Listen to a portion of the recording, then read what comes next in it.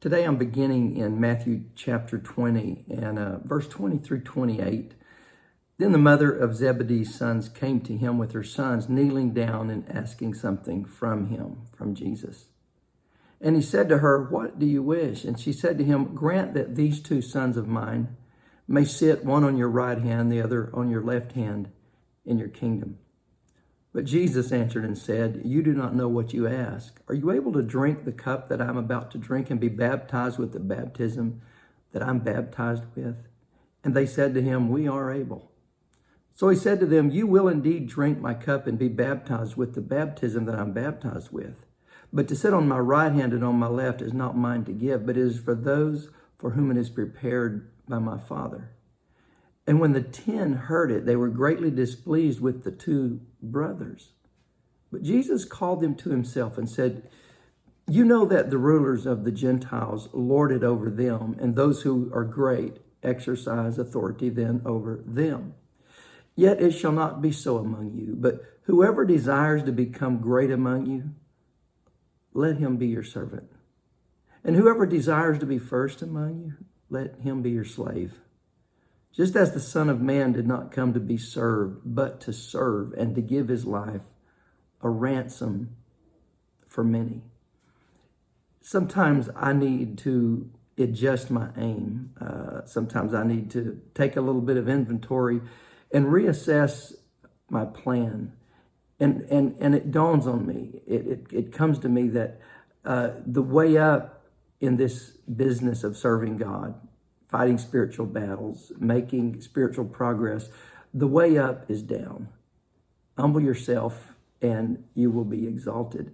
Over and over again, I know we've all been there before, where we meet up with frustration while we're trying to progress in the Lord, only to learn that really everything begins at a low place. It begins with prayer. It begins with humility.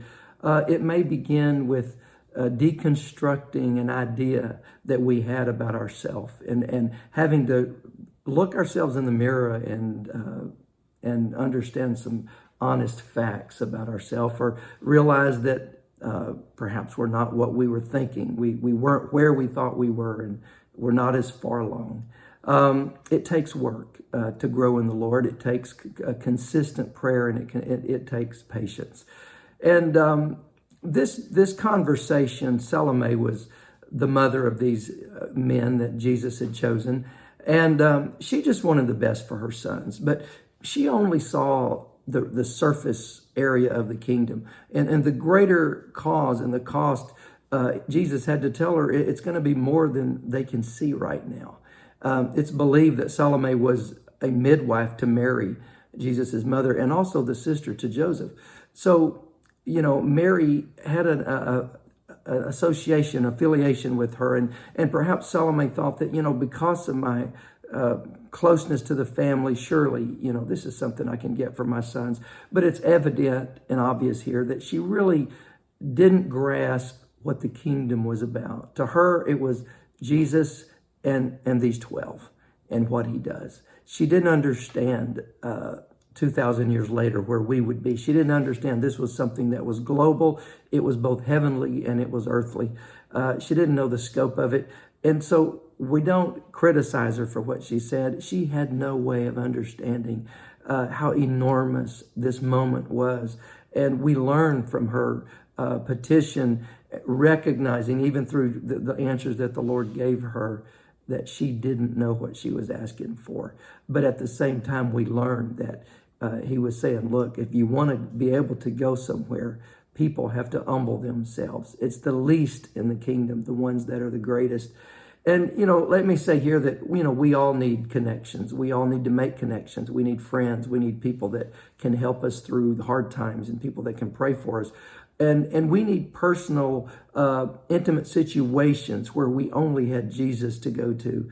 And, we persisted in those situations. We need those testimonies where we pushed through and we've got some trophies to prove that we stood still and we held our ground and we made it through and God came and blessed us.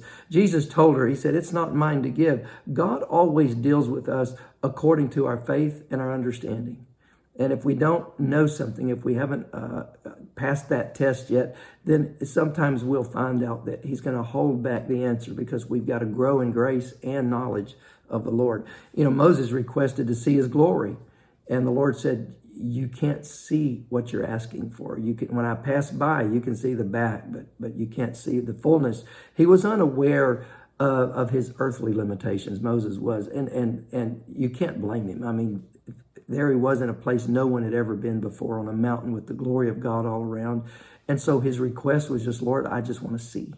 I want something to remember this by when I get to the camp down there. I want to have a memory in my mind.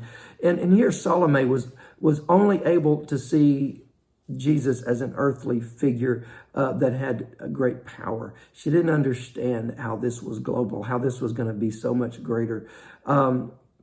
Before we can affect many, we have to be affected alone, and we have to be affected ourselves. It's in our daily prayers. It's in that time when we're alone with God. Then that's where he makes strides in our heart and in our life. God began the story of redemption by choosing Abraham. He chose a man and inviting him to leave everything else and take a journey of faith and come to an unknown place, come to a place of loneliness. And before you're ever used by God, we have to learn to trust him in loneliness. We're going to have to be alone with him on some occasions. And there'll be the fellowship of people. There's going to be encouragement. But our battles, many of them are going to be fought alone at first. And it is with God and God alone that you're going to see yourself for what you really are, your value, and see and measure yourself and see how you've grown. And I realize that most of us, we just want to matter, and that's a good thing. We want to make a difference. But first, God has to get us to see ourselves as we really are. We have to get to a place where we can assess our position and say, here's where we are in relation to God. Now, really, we need to have those thoughts. We need to have those conversations with ourselves. Where are we? Go back 1 year from now. Where was I last year? Has the COVID pandemic increased or decreased my intensity and my love for God, my service to God? Or have I backed up? Have I slowed down? We need to ask ourselves those difficult questions. Some people might say, well, I just want to be used. God may have to get us to see who we really are first and to understand why we're desiring what we desire. Why am I wanting that position? Salome was saying, I want my boys to be there. And perhaps it was triggered by the fact that she knew he chose 12 and he had 11 that were faithful.